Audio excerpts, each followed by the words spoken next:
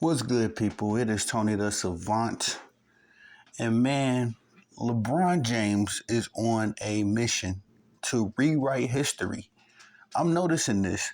It's like every time this man talks about the past, it's a totally different recollection of events than I can recall. And thank goodness, thank God I was born when LeBron James came into the league. Thank goodness I had been, cognizant of what I was watching as far as basketball before he was drafted into the league so that I can appropriately explain what's going on here. LeBron James has been on a mission as to rewriting all of his flaws, all of the lows in his career.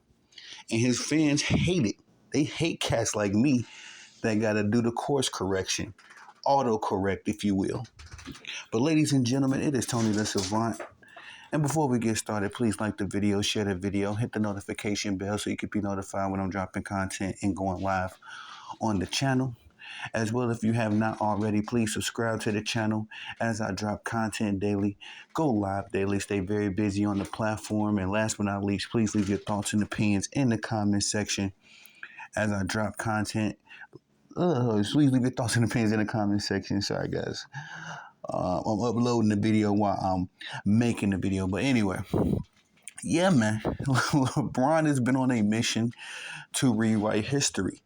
As I tried to watch that new show, Starting Five, that he has on Netflix with DeMontis Sabonis. I forget the other cats on there. I couldn't do it, bro. I can't do no more of the LeBron James propaganda. All right. I was enjoying the mind the game stuff, but he started doing this exact thing that I'm explaining right now as far as revising history. He did the first episode, him and JJ Redick, now the coach of the Los Angeles Lakers, Coinky Dink, right? Him and he was doing the same thing on that show as far as he reeled everybody in, saying that he was going to talk X's and O's, and immediately took the opportunity to start revising his career. And we ain't got to go through, the Mind the Game podcast, as I've already broken that down. But this particular Netflix stuff, bro, I couldn't even get through it because this man said that he was the face of the NBA, or at least I think he said he feels like he was the face of the NBA. I'm paraphrasing just a little bit. He felt like he was the face of the NBA at the age of 18. And that is absolute cap, bro. When LeBron James first came into the league, ladies and gentlemen, let me tell you what was going on. All right, this is around 2002, 2003. Michael Jordan just left the NBA. All right, and everybody that was on the forefront of everybody's mind. Yes, it was Michael Jordan's last hurrah. He was not the Jordan that we knew and loved before, as far as the Washington Wizards Jordan. But there was a bit of a void in the landscape, much like it was after 1998 when he retired, as to who would be the next up. At this time, I believe we had Kobe. No, of course we had Kobe Bryant.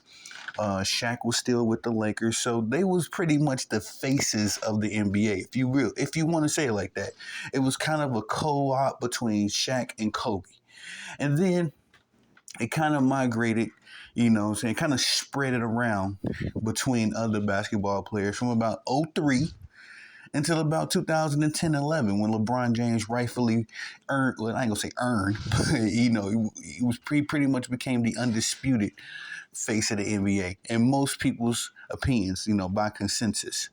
But all of those years in between, there was a myriad of quote unquote faces of the league.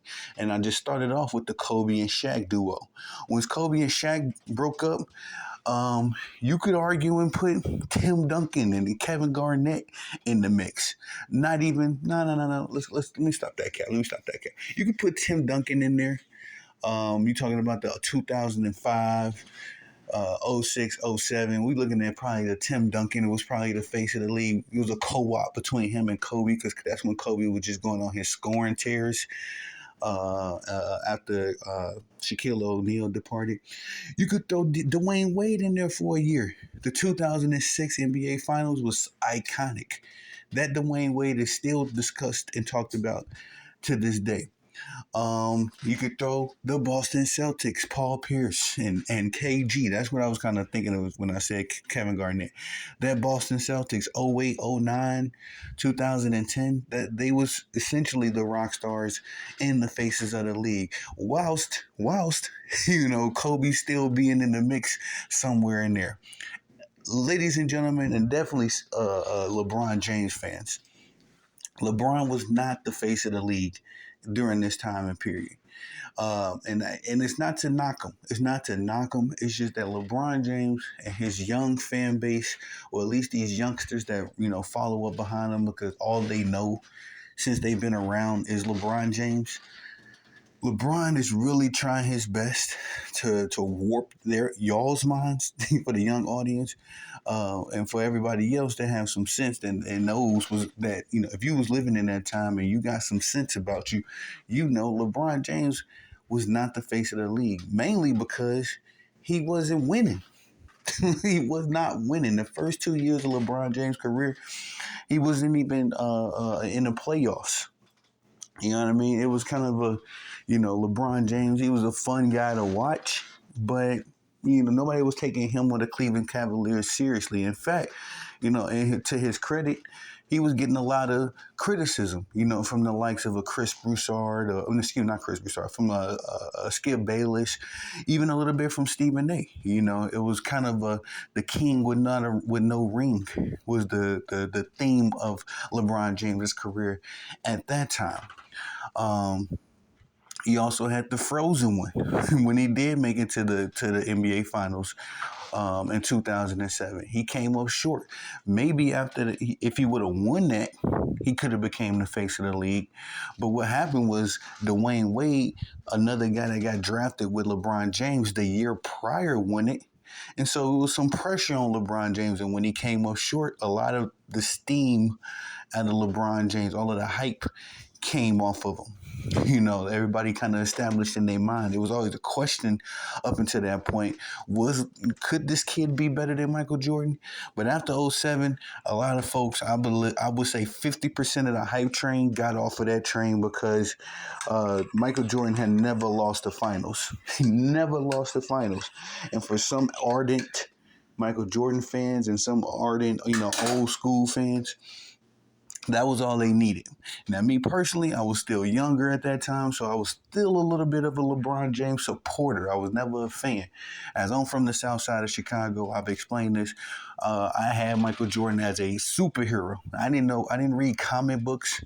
I didn't watch cartoons. I didn't know what Dragon Ball Z was until after Michael Jordan retired, because Michael Jordan was my superhero. He was the comic book character, for me, me and my contemporaries. So much so, every last one of my family's houses, every house you went to, there was a Chicago Bulls room. Where we dedicated a room to it every year because we knew it was going to be in the finals. Already had the parties and the VIP list set up of everybody that was coming through. These were the rooms we watched the Jordan games in, and every last one of my family's cribs, as far as my memory serves me, had a room dedicated to the Chicago Bulls. Had all of their ticket stubs, T-shirts, posters, all of the stuff, all of the merch. But anyway, LeBron, again, was a fun guy to watch.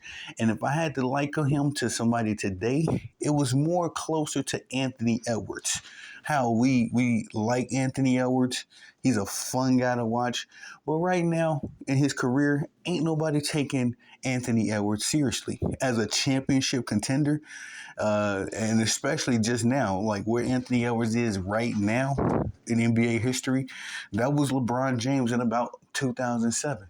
We seen him make a run. We knew that he was at least a guy that could carry a team, and I feel like that's where Anthony Edwards is right now as well. Not that I would say he carried a team per se, but you knew that this was a younger guy that could lead a team. LeBron James was in that same boat with Anthony Edwards, probably a little less popular. I said it's a little, no, it's exactly apples to apples. You know what I mean? I was trying to be respectful to both of these brothers, but it's probably apples to apples exactly where LeBron James is was at that time is exactly what Anthony Edwards is right now. And again, we all enjoy Anthony Edwards, but we know what's up. And my thing with LeBron James, man, is that he is just on this freaking war path to try to rewrite his career. And it's like it is what it is, brother. I've never seen somebody go so far above and beyond, to uh, try to make himself seem like something he's not. He's trying to make himself seem like something greater than what he is.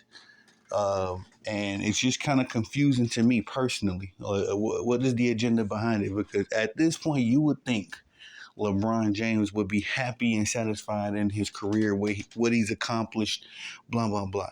This dude is still out here trying to play basketball to kind of, enhance his career. He's still out here capping and trying to tell his story like it ain't already been told 100 million times. Because I never understood why he was on this starting five show anyway. I figured should have been an opportunity to promote some more of the younger talent, some of the guys that we don't know as well, like a Luka. This would have been perfect for Luka. I would have taken the Jamal Murray on this. You know what I mean? I don't want to see LeBron James, Kevin Durant, Steph Curry. We know these dudes' stories. These dudes should be on their way out. We shouldn't still be promoting these guys as if they're the marquee guys. They had their time. Much like Michael Jordan had his time, much like Larry Bird had their time. But it just tripped me out when he said that, he was the face. He felt like he'd been the face of the league since he was 18 years old. It's like, where, bro? Where? Kobe was still the man. It reminds me of 2009 when LeBron James should have rightfully taken the title of face of the league and the best player of the league. But he came up incredibly short, losing to the Orlando Magic, led by, at that time, prime Dwight Howard. That's back when Dwight Howard was that man. And LeBron James fumbled the opportunity to, put himself as the undisputed face of the league, number one player of the league, because he lost to Dwight Howard in a very poor fashion, too. I think that series between the Orlando Magic and the Cleveland Cavaliers, I think that series went 4-1, I believe. If it went 4-2, I had to double back and check it. But we shouldn't be talking about that at all. We should be talking about LeBron beating that team and then getting to the 2009 finals at least to face off against Kobe.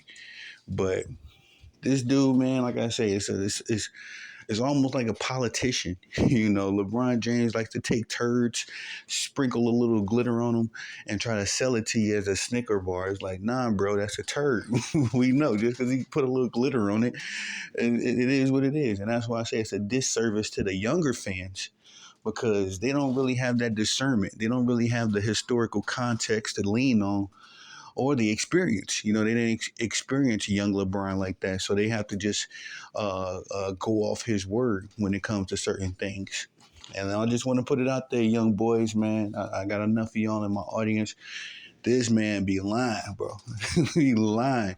We used to say something back when I was in high school. If I'm lying, I'm flying. And this LeBron is a bird. You feel me? Like he just out here just saying whatever. And that's why I can't get through, a LeBron James interview no more. I say this, I tell this story 1,000 times, but I like to retell it when I do my videos just so I can drive the nail home. I used to be a LeBron James supporter. Damn near, may I say a fan, excuse my Italian. May I almost say I was a fan of this dude. Again, I had Michael Jordan, and I was raised in the Kobe era. Kobe was who I played like, when I was coming up. Kind of like a smaller Kobe, more like Steph. I used to shoot hella threes and have to run a lot of laps, bleachers, everything. You know what I mean? When I play like Steph, and I was shooting those, uncalled for threes, and I would hit them. But coach, that just wasn't in the schematics back in my day. But anyway, I was around during that time. You know what I mean? And I just remember LeBron James nobody stopped traffic for LeBron James. Nobody was having these debates as far as him being the best ever. And there wasn't even really any bronze sexuals back in that day. to be honest, there were no LeBron sexuals really started coming out of nowhere in about 2011. After LeBron James won his first championship, that's when you seen the rise of the bronze sexuals, where these dudes is just like, oh, look, he got a ring now. He got a ring. That's how it all started. It was like he got a ring. He validated. He vindicated. And it started there. And then it just started evolving from there. Because then, of course, LeBron James would win back to back. And that's when the whole, the real Jordan versus LeBron debates would start, as if LeBron James hadn't already lost two NBA finals before he won one. The pseudo GOAT debate started at that time anyway. But yeah, man, this dude just be capping, man. It's all cap. And for y'all young boys, man, again, I got to put things in context because the bronsexuals hate me. They hate me, boy. They just want to live in their delusion. They want to love their lies. They don't want nobody to come correct them. And it's like, I don't get that line of thinking, but this is where the buck stops. You know what I'm saying? I can't do it, bro. I can't do the LeBron James capping. I can't do the lying. I can't do the blatant rewriting of history, or at least attempting to. But yeah, LeBron James wasn't even a forethought when he was 18 years old. Again, he was Anthony Edwards at best. That at best. Just how right now, if you was to say Anthony Edwards would win the championship this year, everybody would look at you crazy. And if I should put it even in more context, if you would have said if you would have said Anthony Edwards would win a championship like 2021, 2022, you would have really been looked at like you crazy. That's how it was in LeBron James' day. If you would have said this man was going to championship in 2004, like how you going to get past the Celtics? How you going to get past the Pistons? The Pistons was running the Eastern Conference when LeBron James came out. From about 2002 to about 2007, before Boston Celtics big three, really start taking up the mantle of the best team in the East. LeBron James had a gauntlet to go through. So don't let them cap, man. And I definitely advise y'all young boys to go look at the tape, do your research, read the articles. You'll see what I'm saying. But that's all I got for y'all on this one. On your way out, please like the video, share the video, hit notification bell so you're notified when I'm dropping content and going live on the channel. As well, if you haven't already, please subscribe to the channel as I drop content daily, go up daily. Stay very busy on the platform. And last but not least, please leave your thoughts and opinions in the comment section, as I'm always eager to hear what y'all got to say about these topics. I'm Tony the Savant. Peace.